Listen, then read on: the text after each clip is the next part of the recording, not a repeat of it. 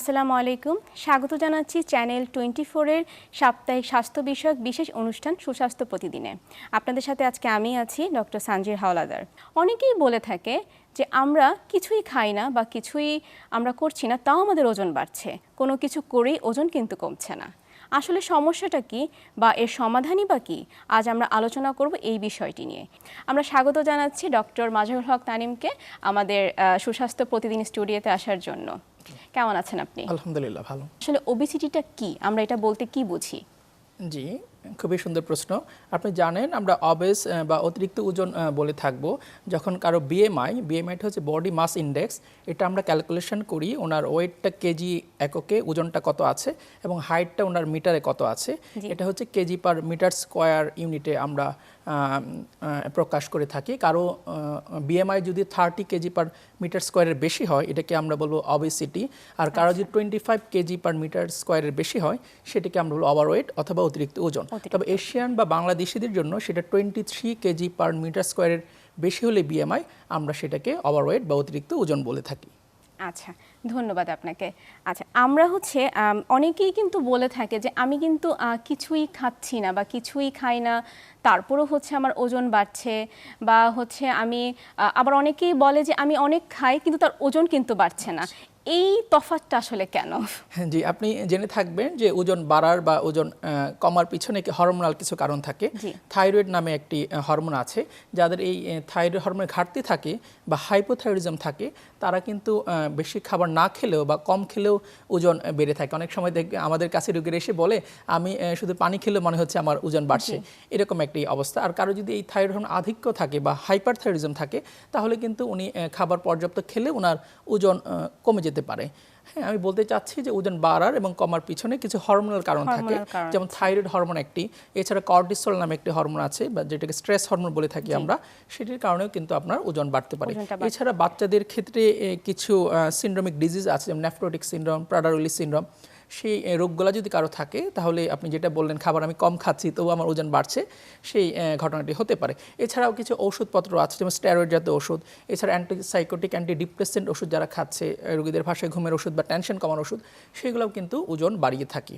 এর বাইরেও কিছু লাইফস্টাইল জনিত কারণ থাকে, যেমন আমরা সেডেন্টারি লাইফস্টাইল লিড করছি, বসে বসে কাজ করছি, আমাদের অ্যাক্সেস ওই রকম হচ্ছে না, অথবা হাঁটাচলা হচ্ছে না, বা আমাদের স্ক্রিন টাইম বেশি হচ্ছে, বা আমরা কর্পোরেট জব করছি, সেগুলো কারণে কিন্তু আপনার ওজন বাড়তে পারে। আপনি অনেকগুলো কারণের মধ্যে কিন্তু একটি কারণ বললেন যে আমাদের থাইরয়েড হরমোন।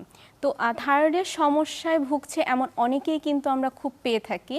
তাহলে আমাদের থাইরয়েড হরমোনটা আসলে স্পেশালি কিভাবে আমাদের বডির উপর এফেক্টটা পড়ছে, ওজন বাড়ার ক্ষেত্রে বা ওজন কমার ক্ষেত্রে, এটা নিয়ে যদি একটু বিস্তারিত বলতেন। জি, অবশ্যই। থাইরয়েড হচ্ছে আমাদের গলার সামনে থেকে নিঃসৃত, গলার থাইরয়েড গ্রন্থি থেকে নিঃসৃত এক ধরনের হরমোন, যেটি আমাদের গলার সামনে থেকে নিঃসৃত হলেও সারা শরীরে ছড়িয়ে পড়ে এবং সারা শরীরে কাজ করে থাকে। আপনার হার্টবিটটা কেমন হবে, আপনার অন্ত্রের নাড়াচাড়া কেমন হবে, আপনার নখের গ্রোথটা কেমন হবে, আপনার চুলগুলা কেমন হবে, স্কিন কেমন হবে, এই সবই কিন্তু থাইরয়েড হরমোন নিয়ন্ত্রণ করে থাকে। যাদের এই থাইরয়েড হরমোনের ঘাটতি থাকে, তাদের কিন্তু শরীর মেটাবলিজম স্লো হয়ে যায়, মানে শরীরের বিপাকীয় ক্রিয়াটা ধীরে ধীরে হয়। এই জন্য উনি কম খেলেও সেটি আপনার ওজন ওনার বাড়তে পারে। হ্যাঁ, এই জন্য যাদের হাইপোথাইরয়েড বা থাইরয়েড হরমোনের ঘাটতি আছে, কিন্তু এই রোগীগুলোকে আমরা পাই যে ওজন বেশি থাকে। অনেক সময় দেখা যায় হাইপোথাইরয়েড সিমটমগুলো নন স্পেসিফিক থাকে, এর জন্য রোগীরা বুঝতে পারেন আসলে ওনার থাইরয়েড আছে কিনা। হাইপোথাইরয়েড বা থাইরয়েড হরমোন ঘাটতি থাকার লক্ষণগুলো আপনার ওজন বেড়ে যাবে, শরীরে ব্যথা বেদনা হবে, চুল পড়ে যাবে, অথবা মেয়েদের ক্ষেত্রে পিরিয়ড ইরেগুলার হবে, কনস্টিপেশন হতে পারে, এছাড়া নখ ভেঙে যেতে পারে। এই ধরনের বিভিন্ন নন স্পেসিফিক সিমটম নিয়ে রোগীরা আসে। এই জন্য অনেকেই বুঝতে পারে না যে আসলে ওনার থাইরয়েড আছে কিনা। যখন ফিজিশিয়ান বা ডক্টরের কাছে আসে, তখন ওনারা যখন পরীক্ষা করে থাইরয়েড হরমোনে, তখন দেখা যায় যে ওনাদের থাইরয়েড হরমোনের ঘাটতি আছে, যেটাকে আমরা বলি হাইপোথাইরয়েডিজম। আমরা হাইপোথাইরয়েডিজমের কথা শুনলাম, দেন হাইপারথাইরয়েডিজম যেটা আছে, জি, একইভাবে এটার বিপরীত ক্রমে কারো যদি থাইরয়েড হরমোন বেশি থাকে শরীরে, তাহলে ওনাদের মেটাবলিজম ফাস্ট হয়ে যায়। এই জন্য ওনাদের হার্টবিট বেড়ে যায়, বুক ধরফর করে, ঘুম কম হয়, অথবা ওনাদেরও পিরিয়ড ইরেগুলার হতে পারে, অনেকের বাচ্চা কনসিভ করতে সমস্যা হতে পারে। এই ধরনের বিভিন্ন লক্ষণ নিয়ে আমাদের কাছে হাইপারথাইরয়েডিজম রোগীরা আসে। অনেক সময় রোগীরা বলে যে আমার হঠাৎ করে 8-10 কেজি ওজন কমে গিয়েছে, বা আমার খাবার দাবার স্বাভাবিক আছে, হঠাৎ করে আমাদের ওজন কমে যাচ্ছে। এই ধরনের লক্ষণ যদি রোগীরা বলে, তখন আমরা থাইরয়েড হরমোন চেক করি এবং ওনার হাইপারথাইরয়েডিজম আছে কিনা সেটা আমরা পরীক্ষা করে দেখি। আচ্ছা, আমরা যখন বুঝতে পারি বা আমরা কোনো বিশেষজ্ঞের কাছে গিয়ে যখন আমরা জানতে পারি যে আমাদের হাইপোথাইরয়েডিজম আছে অথবা আমাদের হাইপারথাইরয়েডিজম আছে, তখন এটা চিকিৎসা আপনারা কিভাবে দিয়ে থাকেন? জি, এটা আসলে রোগী অনুযায়ী রোগীর আপনার কি ধরনের সিমটম হচ্ছে, তারপর রোগী প্রেগনেন্ট কিনা, ওনার বয়স কত, আরও অনেক কিছু ব্যাপার স্যাপার আছে, ওনার গলা ফোলা আছে কিনা। প্রথমে আমরা ইভ্যালুয়েশন করে দেখি যে আসলে থাইরয়েড অবস্থাটা কি আছে। আমরা ব্লাডের সেরাম TSH, FT4, FT3 এগুলা দেখে থাইরয়েড হরমোন অবস্থাটা বুঝতে পারি। আর কারো যদি গলায় ফোলা থাকে আমরা অনেক সময় গলার আল্ট্রাসোনোগ্রাম করে থাকি, অথবা হচ্ছে আমরা FNAC করেও দেখে থাকি যে ওখানে কোনো খারাপ কিছু জীবাণু আছে কিনা। সেভাবে আমরা রোগটাকে ভালো করে ডায়াগনোসিস করে তারপরে আমরা চিকিৎসা শুরু করি। কারো যদি হাইপোথাইরয়েডিজম থাকে বা থাইরয়েড হরমোনের ঘাটতি থাকে, সেই ক্ষেত্রে ইউজুয়ালি আমরা লেভোথাইরক্সিন জাতীয় ওষুধ শুরু করি। এটি থাইরক্স বা থাইরিড বিভিন্ন নামে পাওয়া যায়, বিভিন্ন ব্র্যান্ডের। এটা ইউজুয়ালি সকালে খালি পেটে খেতে হয়। হ্যাঁ, নাস্তার 2 থেকে 4 ঘন্টা আগে যদি ওনারা খালি পেটে খায়, সেই ওষুধটি ভালো কাজ করে।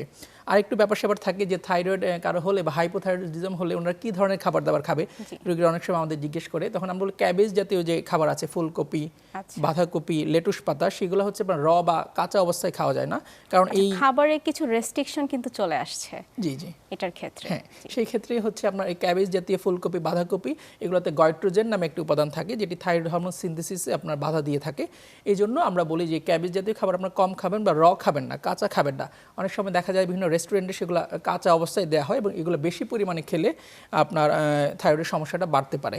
এই খাবারগুলো আমরা একটু অ্যাভয়েড করতে বলি ওনাদের। আর বিপরীত ক্রমে কারো যে হাইপারথাইরয়েডিজম থাকে, সেই ক্ষেত্রে আমরা প্রপার ইভালুয়েশন করে যে আসলে ওনার এটা কী টাইপের হাইপারথাইরয়েডিজম। ওনার অনেক সময় থাকে ট্রানজিয়েন্ট হাইপারথাইরয়েডিজম, যেমন প্রেগনেন্সিতে বা কোনো ইনফেকশন হলে, যেটি আপনার পরবর্তীতে ভালো হয়ে যেতে পারে। অনেকগুলো থাকে অটোইমিউন ডিজিজের কারণে, যেটি হচ্ছে আপনার অ্যান্টিবডি পজিটিভ থাকে এবং লাইফ লং থাইরয়েড ওষুধ চালিয়ে যেতে হয়। সেই ধরনের কোনো সমস্যা থাকলে আমরা প্রপার ইভ্যালুয়েশন করে ওনার জন্য কোন মেডিসিনটা ভালো হবে সেটি আমরা প্রেসক্রাইব করে থাকি। অনেক সময় আমরা রেডিও আয়োডিন অ্যাবলেশন অথবা সার্জারিও লাগতে পারে। আমাদের হচ্ছে ওজন বাড়ার কারণের মধ্যে থাইরয়েডটা তো হচ্ছে আমরা জানলাম। পরবর্তীতে আমাদের বর্তমান যে লাইফস্টাইল, আমাদের যে অনিয়মিত যে অভ্যাস আছে, প্লাস হচ্ছে আমাদের আধুনিক অনেক জীবনযাত্রার কারণেই কিন্তু হচ্ছে আমাদের ওজনটা বৃদ্ধি পাচ্ছে। তো দীর্ঘমেয়াদে যখনই ওজনটা বৃদ্ধি পাচ্ছে, সেটা আমাদের স্বাস্থ্য ঝুঁকিগুলো কি হচ্ছে? ধন্যবাদ সুন্দর প্রশ্নের জন্য। অতিরিক্ত ওজনটাকে আমরা বিবেচনা করতে পারি আইসবার্গ অফ দ্য ডিজিজ। আমরা শুধু উপরের পোর্শনটুকু দেখছি আপনার আইসের, কিন্তু নিচে যে আন্ডারলাইং ওনার কত মারাত্মক ধরনের স্বাস্থ্য ঝুঁকি রয়ে যাচ্ছে সেটা কিন্তু অনেকেই বুঝতে পারে না। অনেক সময় আমরা দেখতে পাই চাইল্ডহুড অবেসিটি, 14-15 বছরের বাচ্চা, তার ওজন অনেক বেশি, সে জাঙ্ক ফুড খাচ্ছে, খেলাধুলা কম করছে, স্ক্রিন টাইম লিড করছে। বা আমাদের ক্ষেত্রে, বড়দের ক্ষেত্রেও আমরা যে প্রপার এক্সারসাইজ করা দরকার ছিল বা হাঁটাচলা বা খাবার দাবারে যে আমরা জাঙ্ক ফুড খাচ্ছি অথবা হাই ক্যালোরি ফুড খাচ্ছি, এগুলোর জন্য কিন্তু আন্ডারলাইং হরমোনাল ডিজিজ বা হরমোনের রোগ না থাকলেও কিন্তু ওজন বাড়ছে, যেটাকে বলে আমরা সিম্পল অবেসিটি। আমরা পর্যাপ্ত পরিমাণে এক্সারসাইজ করছি না, আমরা রাত জাগছি, যে কারণে স্ট্রেস হরমোন বাড়ছে এবং আমাদের ওজন বাড়ছে। সেই সাথে বিভিন্ন হরমোনের সমস্যা, ইনফার্টিলিটি অথবা আরও অনেক ধরনের হরমোনের সমস্যা হয়ে যাচ্ছে। এগুলোকে আমরা বলি নন কমিউনিকেবল ডিজিজ, যেমন হচ্ছে আমাদের এক্সারসাইজ বা হাঁটাচলা কম করার কারণে বা লাইফস্টাইল জনিত কারণে আমাদের এই রোগগুলো বেড়ে যাচ্ছে।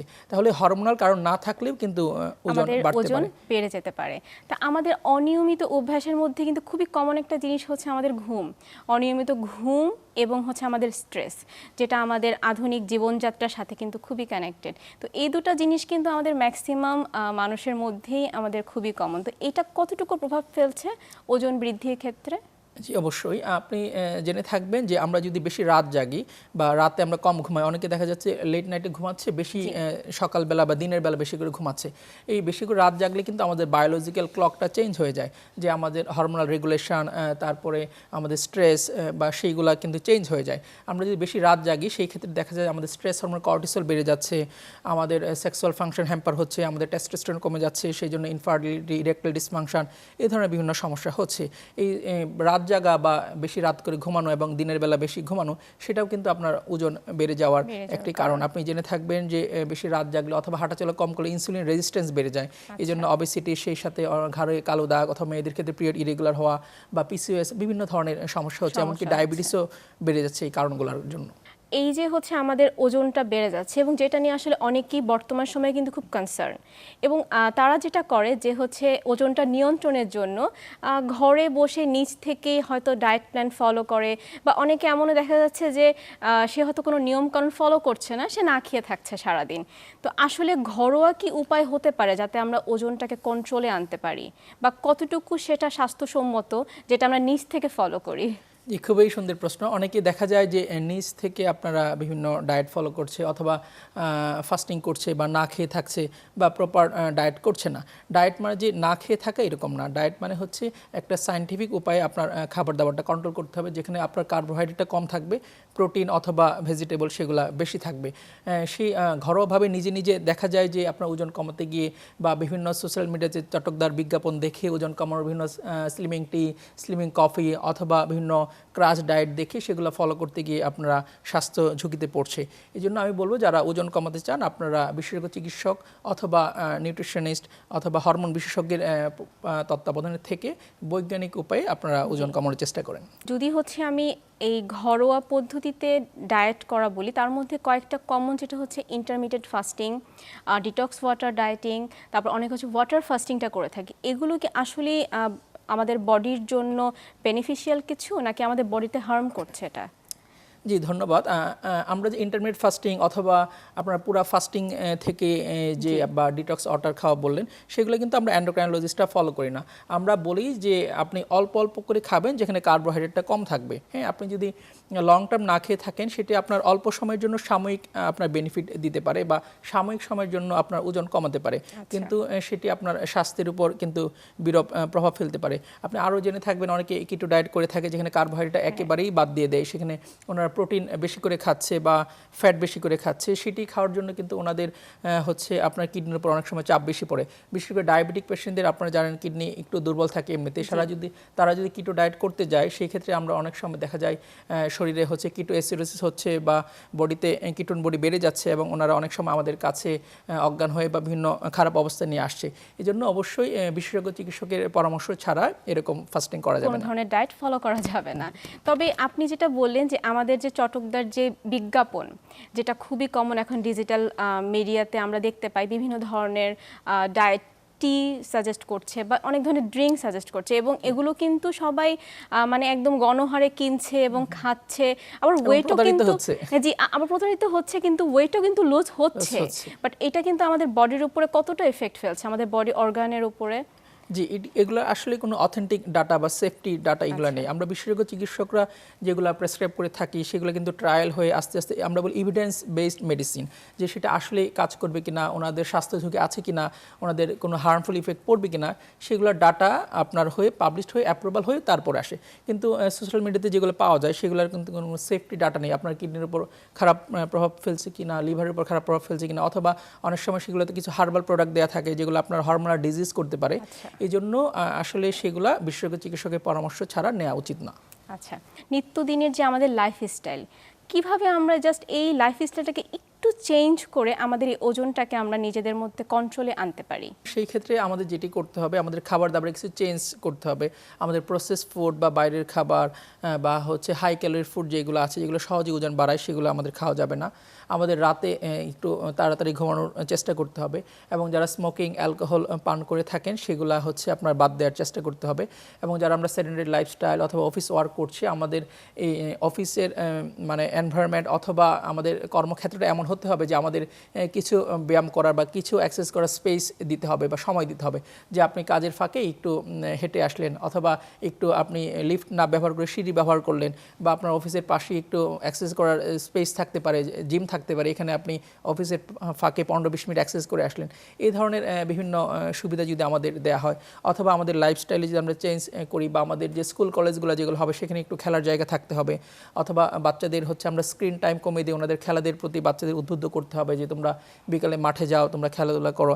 এবং আমাদের বড়দের ক্ষেত্রেও হাঁটা চলার অভ্যাস করতে হবে, আমরা একটু জায়গা যেতেই যেন কোনো ট্রান্সপোর্ট কল না দিয়ে হেঁটে যাওয়ার চেষ্টা করি, বা রাতে তাড়াতাড়ি ঘুমাই। এই জিনিসগুলো অনুসরণ ছোট ছোট পরিবর্তনের মাধ্যমে কিন্তু আমরা আমাদের নিজের জীবনটাকে অনেকটা পরিবর্তন করে ফেলতে পারছি। আচ্ছা, আজকের আলোচনায় এত গুরুত্বপূর্ণ তথ্য আমাদের সামনে শেয়ার করার জন্য আপনাকে অনেক ধন্যবাদ জানাচ্ছি এবং আমাদের সাথে আজকে স্টুডিওতে থাকার জন্য আপনাকে অসংখ্য ধন্যবাদ। ধন্যবাদ জানাচ্ছি আপনাকে এবং চ্যানেল 24-কে আমাকে আমন্ত্রণ জানানোর জন্য। আজ তাহলে এ পর্যন্তই। পরবর্তী সপ্তাহে আবারও আপনাদের সামনে চলে আসব আবারও একটি গুরুত্বপূর্ণ বিষয় নিয়ে আলোচনা করার জন্য সুস্বাস্থ্য প্রতিদিনে। ততক্ষণ পর্যন্ত সুস্থ থাকুন এবং ভালো থাকুন।